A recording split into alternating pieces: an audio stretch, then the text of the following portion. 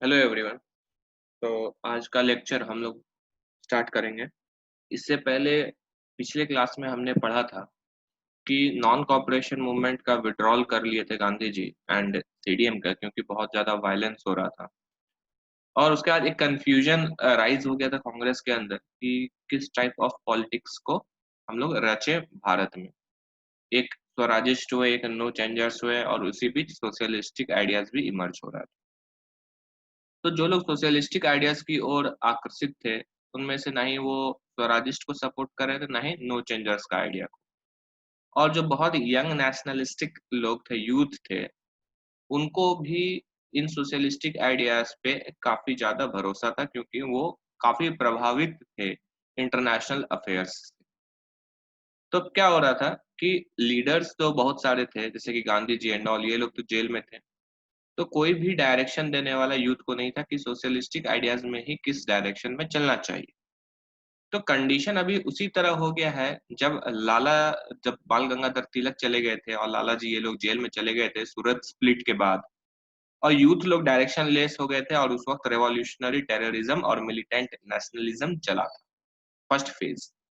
तो अभी भी वैसा ही कंडीशन कुछ बना हुआ है भारत में, और second phase of revolutionary activities यहाँ पे जन्म लेता है इन 1920s, फिर से रिवाइव होता है। तो देखते हैं, आज का चैप्टर स्टार्ट करते हैं। तो आज का जो चैप्टर है that is the second phase of revolutionary activities, जो कि 1920s में होता है। तो sudden withdrawal of non cooperation movement जो है, वो उसके हटने के बाद जो यंग नेशनलिस्ट लोग थे वो डिसइल्यूजनड हो गए थे सोशलिस्टिक आइडियाज की ओर। अब ये जो यंगर नेशनलिस्ट थे, they were not attracted towards swarajist ideas, not towards constructive work by the no changers. इसलिए वो लोग कहाँ चले गए? Drawn to the idea. इस आइडिया की ओर वो लोग आकर्षित हो गए कि जो वायलेंट मेथड है, यूज ऑफ आर्म्स, उसके थ्रू ही इंडिया को फ्री कराया जा सकता है। दस रिवॉल्यूशनरी एक्टिविटी जो था फिर से रिवाइव हो चुका था भारत में। और यहाँ पे दो separate strand of revolutionary group देखने को मिलता है। एक पंजाब, यूपी एंड बिहार वाला ग्रुप था, और एक बंगाल का ग्रुप था। तो यहीं पे ज्यादातर ये देखने को मिलता है। तो एक एक करके डील करेंगे। सबसे पहले देखेंगे पंजाब, यूपी एंड बिहार में कौन कौन से ग्रुप थे और उन्होंने क्या क्या रिवॉल्यूशनरी एक्टिविटीज वायलेंट तरीके से किया। तो जो पहला ग्रुप है, और मेनली यही ग्रुप था जो पूरा पंजाब, यूपी, बिहार में था, that is HSRA, Hindustan socialistic Republican association. तो रिवॉल्यूशनरी एक्टिविटीज जो इस रीजन में था, पंजाब, यूपी एंड बिहार में, दैट वाज डोमिनेटेड बाय, पहले HRA इसका नाम था, हिंदुस्तान रिपब्लिकन एसोसिएशन। बाद में 1928 में इसका नाम को रीनेम कर दिया गया और सोशलिस्टिक ऐड कर दिया गया। तो HRA जो था, हिंदुस्तान रिपब्लिकन एसोसिएशन, इसकी जो स्थापना थी वो अक्टूबर 1924 में हुई थी कानपुर में। और जो लोग इन्वॉल्व थे इसकी स्थापना में, उनका नाम था राम प्रसाद बिस्मिल, जोगेश चंद्र चैटर्जी एंड सचिन सन्याल। इनका ऑब्जेक्टिव था of organising an armed mass revolution for violent overthrow of British from India, कि वायलेंटली जो है हमें थ्रो करना है ब्रिटिश को भारत से बाहर, और ऑर्गेनाइज करना है भारत को किसमें? एक फेडरल रिपब्लिक में। जैसे कि यूनाइटेड स्टेट्स ऑफ अमेरिका है, उसी तरह यूनाइटेड स्टेट्स ऑफ इंडिया में इन्हें ऑर्गेनाइज कराना है। और ये जो बनेगा, इलेक्शन प्रोसेस होगा that on the basis of universal adult franchise, जैसे कि आज है। तो ये इनका आइडियोलॉजी था।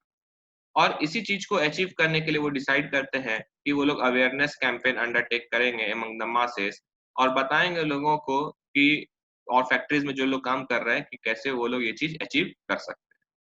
लेकिन उनमें एक डायलेमा था उनके प्रोपागेंडा के ऊपर, कि कैसे लोगों को हम बतलाएंगे अपने बारे में, अपने आइडिया के बारे में फॉर आर्म्ड रिवॉल्यूशन। तो वो डिसाइड करते हैं कि एक्सप्लॉइटर्स को लूट करेंगे हम लोग, जो भी इंडियन एक्सप्लॉइटर्स है, इंडिविजुअल से, जमींदार से, उन पे लूटपाट मचाएंगे। लेकिन बाद में वो डिसाइड करते हैं कि चलो इस इंडिविजुअल इंडियंस को नहीं लूटेंगे, अब गवर्नमेंट प्रॉपर्टीज को लूट पाट मचाएंगे और अपना प्रोपेगेंडा फैलाएंगे, और पैसा भी कलेक्ट करेंगे आर्म्ड रिवॉल्यूशन के लिए। तो कुछ फेमस केसेस थे, जैसे कि जो HRA के द्वारा कंडक्ट किया गया था, उसमें से फेमस है काकोरी रॉबरी। अगस्त 1925 में हुआ था। काकोरी नाम का स्टेशन था, जहाँ पे ये हुआ था। तो 8 डाउन ट्रेन, ये ट्रेन का नाम है। तो रिवॉल्यूशनरीज ने क्या किया कि इसकी चेन पुलिंग कर दी और ट्रेन को रोक दिया नियर लखनऊ है, और ट्रेन में लूटपाट मचाया। जब लूट रहे थे ट्रेन, तो जो कुछ पुलिस गार्ड्स थे ट्रेन में, उनसे इनका झड़प होता है और कुछ पुलिस गार्ड्स भी मारे जाते हैं in exchange of fire guns. उसके बाद इस रॉबरी के बाद जो गवर्नमेंट है वो रेस्पॉन्स में बहुत ज्यादा अरेस्ट करती है इन लोगों को, बहुत लोग अरेस्ट की, जिसमें से 17 लोग को जेल होता है, 4 लोग को ट्रांसपोर्ट कर दिया जाता है फॉर लाइफ काला पानी का सजा, और बाकी 4 को क्या कर दिया जाता है, हैंग टिल डेथ, फांसी की सजा दी जाती है। तो जो 4 लोग जिन्हें फांसी दी जाती है वो थे राम प्रसाद बिस्मिल, अशफाकुल्ला खान, रोशन सिंह एंड राजेंद्र लहर। ये लोग को फांसी दे दी जाती। अब इस चीज के बाद गवर्नमेंट काफी रिप्रेशन दिखा रही थी इन रिवॉल्यूशनरी एक्टिविटीज पे। तो जैसे ही गवर्नमेंट का जो एक्शन था, पुलिस का जो एक्शन था थोड़ा कम होता है, तब गठन होता है एचएसआरए का 1928 में। पहले एचआरए था, फिर जब पुलिस एक्शन सबसाइडेड डाउन, ये जो रिवॉल्यूशनरीज थे ये मिलते हैं कहाँ, फिरोज शाह कोटला मैदान है दिल्ली में, वहां पे मिलते हैं सितंबर 1928 में। और जो लीड करते हैं इस मीटिंग को, उनका नाम होता है चंद्रशेखर आजाद। और यहाँ पे ये लोग अडॉप्ट करते हैं कि नहीं, अब जो इनका मेथड होगा दैट विल बी सोशलिज्म, इनका ऑफिशियल गोल होगा। और एचआरए का नाम फाइनली चेंज हो जाता है एचएसआरए में। और ये लोग स्टार्ट कर देते हैं बात करना किसका, सोशियो इकोनॉमिक जस्टिस, कि सोसाइटी में न्याय होना चाहिए और इकोनॉमिक न्याय होना चाहिए भारत में, एक्सप्लॉइटेशन नहीं होना चाहिए लोगों का। तो ये सब सोशलिस्टिक आइडियोलॉजी के ऊपर ये लोग बात करने लगते हैं। और जो चंद्रशेखर आजाद के साथ सपोर्ट में यहाँ पे रहते हैं और जो पार्टिसिपेट करते हैं एचएसआरए के मेंबर्स होते हैं, वो थे भगत सिंह ज्वाइन करते हैं, सुखदेव, भगवती चरण वोरा, विजय कुमार सिन्हा, शिव वर्मा, जयदेव कपूर और भी बहुत लोग जैसे कि राजगुरु वगैरह थे। इसके बाद जब एचएसआरए हो गया तो ये लोग सोशलिस्टिक मेजर का बात कर रहे थे, उतना ज्यादा वायलेंट इंडिविजुअल असैसिनेशन नहीं टेकअप कर रहे थे। लेकिन इसी बीच एक केस ये लोग कर देते हैं, दैट इज साउंडर्स का मर्डर हो जाता है लाहौर में दिसंबर 1928। तो इस वक्त क्या होता था, जो एचएसआरए रेवोल्यूशनरीज थे वो लोग शुरू कर दिए थे to move away from individual heroic action. जो इंडिविजुअल हीरोइक एक्शन है वो लोग उससे दूर जा रहे थे। लेकिन उसी बीच हमें पता है शेरे पंजाब का टाइटल मिला था लाला लाजपत राय को, उनकी मृत्यु हो जाती है क्योंकि लाठी चार्ज किया गया था on an anti Simon commission procession in October 1928। और इस लाठी चार्ज में लाला लाजपत राय के सर पे लाठी लगा था और उनकी मृत्यु हो गई थी। तो ये लोग सोचे थे रिवॉल्यूशनरीज लोग कि ये जो है एक नेशनल इंसल्ट है, ये लोग हमारे लीडर को मार दिए एक लाठी से बस। तो इन्होंने बदला लेने का सोचा, रिवेंज लेने का सोचा, और सोचा कि उनको अब असैसिनेट करेंगे जो ये लाठी चार्ज का ऑर्डर दिए थे। तो इन्हें पता चला कि लाठी चार्ज का ऑर्डर जो है वो तुम्हारा वहां के एसपी, लाहौर के एसपी तुम्हारा स्काउट्स ने दिया था। तो जो कॉन्स्पिरेटर्स वो कॉन्स्पायर करते हैं for assassination of superintendent of police general scouts. तो इस प्लानिंग में थे कौन, जय गोपाल, चंद्रशेखर आजाद, भगत सिंह और राजगुरु थे इस प्लानिंग। जय गोपाल को यह काम दिया गया था कि वह पहचानेगा, आइडेंटिफाई करेगा कौन है स्काउट, जो कि ऑर्डर दिया था किसका, लाठी चार्ज का, एंटी सैमन कमीशन प्रोसेसन। लेकिन जब वो दिन आता है तो जय गोपाल एक्चुअली रिकॉग्नाइज करने में फेल हो जाता है स्काउट्स को, वो स्काउट्स को पहचान नहीं पाता है। और इंस्टेड अनदर पुलिस ऑफिसर जो इनके नीचे का था, डीएसपी सॉन्डर्स, ये मारा जाता है, वाज किल्ड। और उनको मारने के बाद उनके ऊपर बहुत सारे पैम्पलेट्स थ्रो किए जाते हैं उसके बॉडी के ऊपर। और इस पैम्पलेट्स में ये रिवॉल्यूशनरीज ये लिखते हैं कि वी आर नॉट टेररिस्ट, हम लोग टेररिस्ट नहीं है और कोई फेथ नहीं है हमें वायलेंस में, हमने बस एक रिवेंज लिया है ऑफ नेशनल इंसल्ट। लेकिन फिर भी ब्रिटिश गवर्नमेंट और बहुत सारे कांग्रेसियों ने मिलके इन रेवोल्यूशनरीज को बोल दिया, टेररिस्ट घोषित कर दिया गया। और आज भी हिस्ट्री में इन्हें टेररिस्ट नाम से ही संबोधित किया जाता है, रेवोल्यूशनरी टेररिस्ट कहा जाता है। आज तक हिस्ट्री चेंज नहीं किया है इन्होंने। उसके बाद जो नेक्स्ट इनके तरफ से जो मूव रचा गया वो था bomb in central legislative assembly, April 1929। तो एचएसआरए की जो लीडरशिप थे अब डिसाइड करते हैं कि अब तो इनको टेररिस्ट घोषित कर दिया गया है, तो ये कैसे बताएंगे लोगों की ये लोग टेररिस्ट नहीं है, इनका ऑब्जेक्टिव है सोशलिज्म का। ये लोग चाहते हैं कि एक फेडरल गवर्नमेंट बने, ब्रिटिश को ओवरथ्रो करे। तो लोगों के मन में जो फैला दिया गया था बाय नेशनलिस्ट लोग, कांग्रेस लोग और ब्रिटिश लोग के द्वारा कि ये टेररिस्ट है, अब उसे इन्हें क्या करना है, असलियत बताना है कि ये लोग कौन हैं। तो इनके लीडरशिप डिसाइड करते हैं कि अब ये बताएँगे लोगों को अबाउट इट्स ऑब्जेक्टिव, अपने ऑब्जेक्टिव के बारे में, और बतलाएँगे क्यों ज़रूरत है एक रिवॉल्यूशन का बाय द मासेस। तो क्या हो रहा था उस वक़्त, सेंट्रल लेजिस्लेटिव असेंबली में पब्लिक सेफ्टी बिल और ट्रेड डिस्प्यूट बिल पास होने वाला था by the British government. Actually ये जो बिल था that was aimed at curtailing civil liberties of citizens and workers.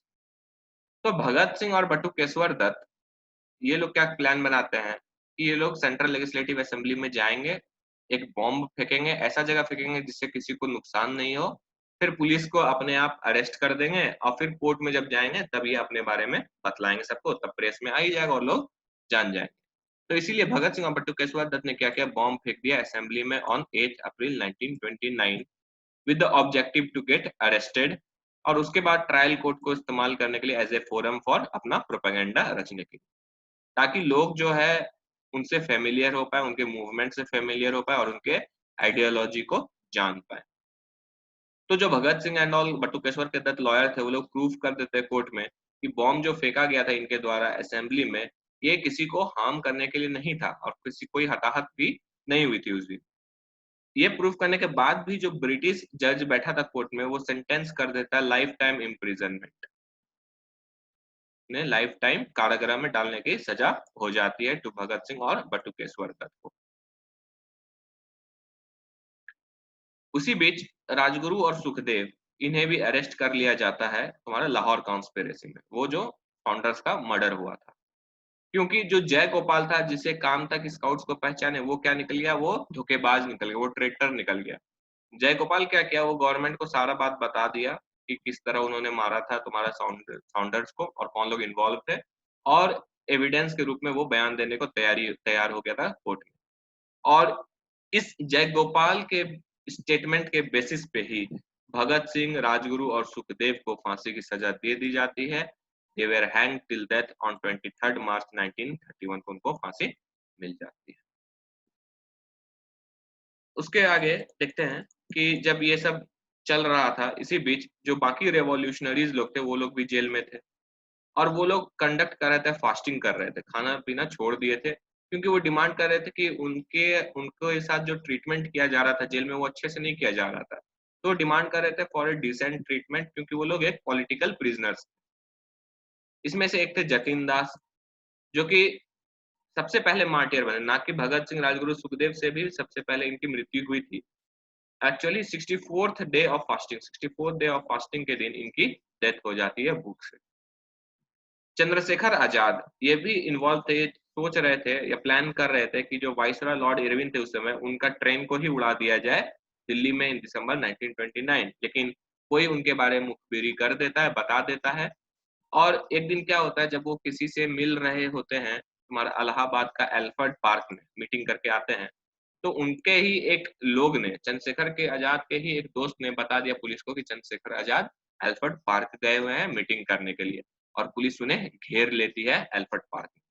लेकिन ऐसा कहा जाता है कि चंद्रशेखर आजाद कभी भी ये नहीं चाहते थे कि उनकी मृत्यु जो है फांसी से हो या ब्रिटिश के हाथों हो। तो वो हमेशा अपने पिस्तौल में एक गोली रखा करते थे ताकि जिस दिन ब्रिटिश उनको पकड़े वो खुद को शूट कर लें।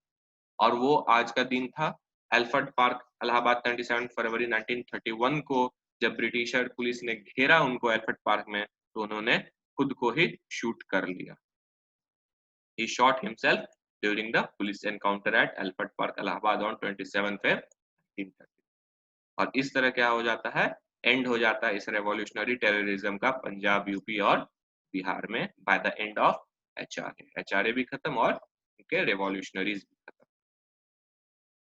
तो अब नेक्स्ट ग्रुप देखते हैं जो कि बंगाल में चल रहा था रेवोल्यूशनरी टेररिज्म का। तो हमें पता है कि 1925 में बंगाल में जो सीआर दास थे उनकी मृत्यु हो जाती है, और इसके बाद बंगाल कांग्रेस जो था, बंगाल में जो कांग्रेस कमिटी थी, वो दो फैक्शंस में बढ़ जाती, दो सेक्शन उनका डिवीजन हो जाता है। एक सेक्शन का नाम था अनुशीलन ग्रुप, जिसको लीड कर रहे थे जेएम सेन गुप्ता, और दूसरा ग्रुप था, वो लोग थे सपोर्टर ऑफ सुभाष चंद्र बोस। और सुभाष चंद्र बोस को यहाँ पे जो बैकअप दे रहे थे वो था युगांतर ग्रुप, जो कि फर्स्ट रिवॉल्यूशनरी फेज में हमने पढ़ा था। वो सपोर्ट कर रहा था सुभाष चंद्र बोस। अब ये जो युगांतर ग्रुप है, हमें पता था first revolution phase of revolutionary terrorism में किस तरह ये लोग फैलाते थे, अपना प्लान बनाते थे असैसिनेशन का। तो यहाँ पे भी एक असैसिनेशन अटेम्प्ट करते हैं युगांतर ग्रुप वाले। वो मारना चाहते थे एक नोटोरियस बहुत ही बदमाश कलकत्ता का पुलिस कमिश्नर था चार्ल्स टैगार्ट को, लेकिन गलती से ये लोग मार दिए दूसरा आदमी डे नामक व्यक्ति को। और ये जो मारने वाला व्यक्ति था डे को, इनका नाम था गोपीनाथ साहू इन 1924 में, जिसने मारा था डे को इंस्टेड ऑफ चार्ल्स टैगार्ट। अब गवर्नमेंट इसके बाद स्टार्ट कर देती है रिप्रेशन ऑफ रेवोल्यूशनरी एक्टिविटीज तुम्हारा बंगाल में, और बहुत लोग इंक्लूडिंग सुभाष चंद्र बोस अरेस्ट हो जाते हैं और गोपीनाथ साहू को फांसी की सजा दे दी जाती है, उसे लटका दिया जाता है फांसी पे। लेकिन बहुत जल्द ही क्या होता है, एक नया revolutionary group under Surya Sen emerge हो जाता है। तो देखते हैं अब जो नया रिवॉल्यूशनरी ग्रुप इमर्ज हुआ अंडर सूर्य सेन, ये लोग क्या क्या कारनामे करते हैं बंगाल में। तो पहला कारनामा जो सूर्य सेन का था दैट वाज चित्तगोंग आर्मरी रेड इन अप्रैल 1930। तो चित्तगोंग नामक जो जगह है वो अभी बांग्लादेश में है, और सूर्य सेन जो थे वो एक्चुअली नॉन कॉपरेशन मूवमेंट वगैरह में पार्टिसिपेट किए थे, लेकिन उससे तो विड्रॉ हो गया, फिर डिसइल्यूजन हो गए और इस तरफ आ गए। 1926 से 28 के बीच में वो जेल में भी थे क्योंकि वो कुछ रेवोल्यूशनरी एक्टिविटीज कंडक्ट किए थे। उसके बाद वो जब जेल से छूटे थे वो फिर कांग्रेस में काम करना शुरू कर दिए, और वो सेक्रेटरी भी थे चित्तगोंग डिस्ट्रिक्ट कांग्रेस कमेटी का। लेकिन वो इस चीज से सेटिस्फाई नहीं थे और डिसाइड करते हैं कि एक आर्म्ड रेवेलियन ऑर्गेनाइज किया जाए अपने एसोसिएट्स के साथ मिलकर, जो कि अनंत सिंह, गणेश घोष और लोकनाथ बॉल थे। वो लोग प्लान करते हैं कि चित्तगोंग आर्मरी, आर्मरी वो जगह है जहाँ पे सारा कारतूस उर्तूस बंदूक वगैरह रखा गया था ब्रिटिशर्स का, तो रेड करना चाहते थे, लूटपाट मचाना चाहते थे इस चित्तगोंग आर्मरी में। और फाइनली रेड को ये लोग कंडक्ट करते हैं अप्रैल 1930 में विद 65 एक्टिविस्ट के साथ under the banner of Indian Republican Army Chittagong branch. अब रेड जो था वो क्वाइट सक्सेसफुल था, और सेन यहाँ पे प्रोक्लेम कर देते हैं एक प्रोविजनल रेवोल्यूशनरी गवर्नमेंट, बोलते चित्तगोंग में अब नया गवर्नमेंट होगा, और वहां पे एक नया अपना नेशनल फ्लैग होस्ट कर भी करते हैं। लेकिन सूर्य सेन बाकी बाद में अरेस्ट हो जाते हैं फरवरी 1933 में, और बाद में उन्हें फांसी की सजा दे दी जाती है and he was hanged on January 1934। लेकिन बहुत सारा इम्पैक्ट छोड़ गए थे सूर्य सेन, जैसे कि बहुत सारा वुमेन पार्टिसिपेशन हुआ था अंडर सूर्य सेन, ऐसा नहीं था कि सिर्फ मेन लोग थे। तो देखते हैं कुछ वीमेन पार्टिसिपेशन जो हुआ था सूर्य सेन के अंदर। तो लार्ज स्केल यंग वुमेन जो थी वो पार्टिसिपेट की थी, वो क्या करती थी, शेल्टर प्रोवाइड करती थी इन रेवोल्यूशनरीज को, मैसेजेस कैरी किया करती थी, फिर इवन गन्स के साथ अपने हाथ में फाइट भी की बहुत सारा। और इसमें से जो इम्पोर्टेंट या मोस्ट प्रोमिनेंट वुमेन रिवोल्यूशनरीज थी बंगाल में, उनका नाम कुछ इस प्रकार है। तो यहाँ पे जो कुछ लेडीज थी, जो वीमेन रिवॉल्यूशनरीज थी, जो काफी प्रोमिनेंट थे बंगाल में, वो लोग थी प्रीति लता वाडेदार। एक्चुअली जब रेड कर रहे थे सूर्य सेन चित्तगोंग आर्मरी पे, उसी वक्त इनकी मृत्यु हो जाती है। कल्पना दत्त, जो कि अरेस्ट हो गई थी बाय द ब्रिटिशर्स और उन्हें लाइफ सेंटेंस दे दिया गया था, लाइफ टाइम इम्प्रिजनमेंट। शांति घोष और सुनीति चांदेरी जो है, ये दोनों बहनें थी, स्कूल गर्ल्स थी तुम्हारा कौमिला की। इन्होंने क्या किया था, डायरेक्ट शॉट कर दिया था तुम्हारा डिस्ट्रिक्ट मजिस्ट्रेट के ऊपर दिसंबर 1931 में, गोली मार के उनकी हत्या कर दी। वहीं बीना दास, ये भी मतलब पॉइंट ब्लैंक पे फायर की थी गवर्नर को। इसका कॉन्वोकेशन था, डिग्री सेरेमनी था इनका तुम्हारा फरवरी 1932 के दिन, और जब गवर्नर इसने उसका डिग्री दे रहे थे तो इसने बंदूक निकाला और उसे शूट कर दिया गवर्नर बीना दास। तो ये कुछ रिवॉल्यूशनरीज वीमेन थी। तो गवर्नमेंट का ओवरऑल रिस्पॉन्स क्या था, इनिशियली जब ये सब शुरू होता है तो देयर वाज पैनिक, लेकिन बाद में सीवियर गवर्नमेंट रिप्रेशन होता है, टूट पड़ती है गवर्नमेंट इनके ऊपर, और चित्तगोंग वगैरह में और वहाँ के जो विलेजेस थे उनको जला दिया गया था, और प्यूनिटिव फाइन्स, जो भी नुकसान हुआ था उनका फाइन्स उनके विलेजर्स के ऊपर इम्पोज कर दिया गया था। 1933 में जवाहरलाल नेहरू को अरेस्ट कर लिया गया था और उन्हें 2 साल की सजा सुनाई गई। क्यों? क्योंकि उनके ऊपर सेडिशन का चार्ज, देशद्रोह का चार्ज लगाया गया था। एक्चुअली ही कंडेम्ड इंपीरियलिज्म, जिस तरह आज मोदी कंडेम किए थे तुम्हारा चाइना को कि वो इंपीरियलिस्टिक है, उसी तरह यहाँ पे भी नेहरू कंडेम किए थे इंपीरियलिज्म ऑफ ब्रिटिशर्स को और प्रेज किए थे हीरोइज्म ऑफ ये रेवोल्यूशनरीज को प्रेज किए थे तुम्हारा, इंक्लूडिंग भगत सिंह, सूर्य सेन, ये लोग को रेवोल्यूशनरीज ने इनको प्रेज किए थे और इसी के ऊपर देशद्रोह का चार्ज लगा के इन्हें 2 साल की सजा सुना दी थी ब्रिटिशर्स ने। तो this was all about second phase of revolutionary activities. कोई डाउट हो तो please comment, otherwise thank you for watching my lecture.